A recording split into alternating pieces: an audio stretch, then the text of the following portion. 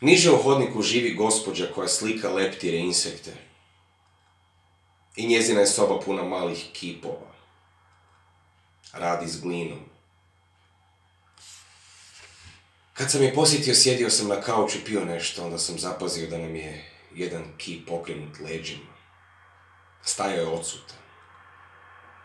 Jadan i nitkov. I ja upitah damu što je krivo s njime. I ona mi reče: zbrkala sam ga sprijeda prilično nespretno. Shvaćam, rekao sam. I dovršio piće. Vi nemate mnogo iskustva s muškarcima. Ona se nasmijala i donijela mi novo piće. Razgovarali smo o Cleu, Cummingsovoj smrti, umjetnosti, kako preživjeti i tako dalje. Vi biste trebali bolje poznavati muškarce, rekoh joj. Znam, rekla je ona.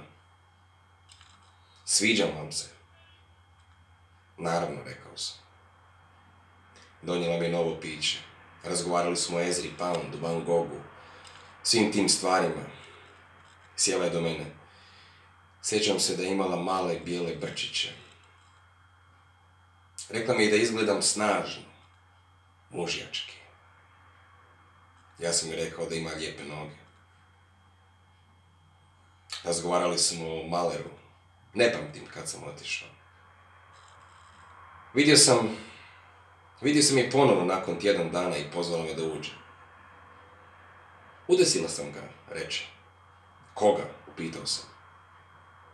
Svog čovjeka u kutu, odgovorila je ona.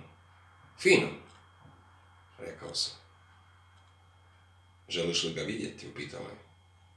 Jasno, rekao sam. Otišla je kut i okrenula ga. Bio je zaista dotjeran. Moj Bože, bio je na dlaku sličan meni.